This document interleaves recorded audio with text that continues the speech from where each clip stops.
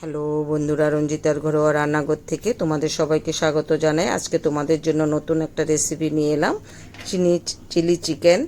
প্রথমে আদা বাটা দিয়ে দিলাম 1.5 চামচ, রসুন বাটা 1 চামচ, কাশ্মীরি লঙ্কার গুঁড়ো 1 চামচ, নুন পরিমাণ মতো, সয়া সস 1 চামচ,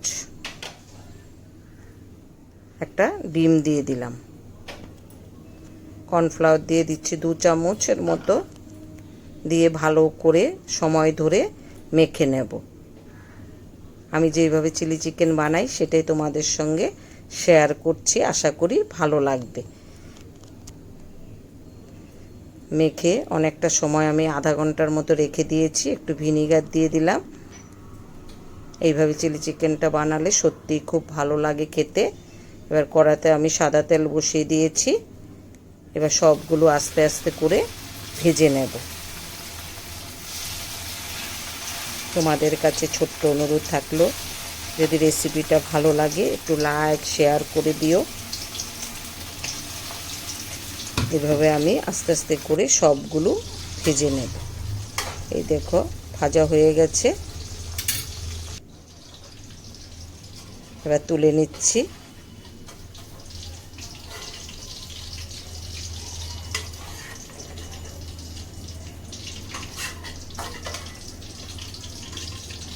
এই দেখো এরকম করে ভেজে নিয়েছি।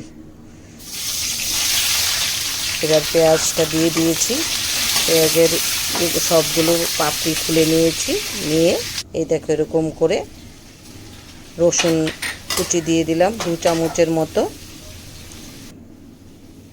ক্যাপসিকাম এখানে 2টো ক্যাপসিকাম, ওটো পেঁয়াজের সঙ্গে রসুনের সঙ্গে ভালো করে একটু কষে নিচ্ছি। নুন দিয়ে দিলাম পরিমাণ মতো, কাঁচা লঙ্কা দিয়ে দিলাম, এখানে 7-8টা কাঁচা লঙ্কা সরু সরু করে কেটে নিয়েছি, সেটা দিয়ে দিলাম।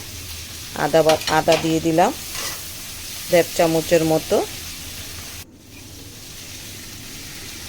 চিলি সস দিয়ে দিয়েছি 1.5 চামচ, টমেটো সস 2 চামচের মতো দিয়ে ভালো করে মিশিয়ে নিচ্ছি। সয়া সস দিয়ে দিলাম 1.5 চামচ,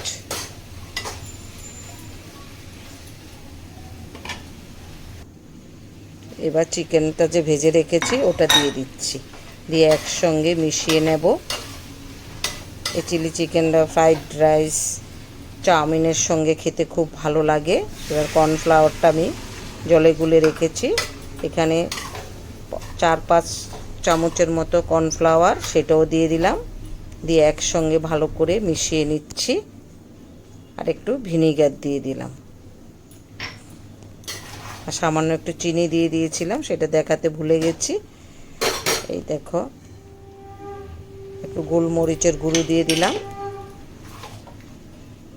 চিলি চিকেনটা আমার প্রায় হয়ে এসছে, দেখো কালারটা কি সুন্দর হয়েছে দেখতে। এই দেখো এবার আমি একটা বাটিতে তুলে নিচ্ছি। যদি রেসিপিটা ভালো লাগে তোমরা এইভাবে করে দেখতে পারো। দেখো দেখতে কি সুন্দর লাগছে, খেতেও খুব ভালো হয়েছে। যদি ভালো লাগে তোমাদের বন্ধুদের সঙ্গে শেয়ার করো।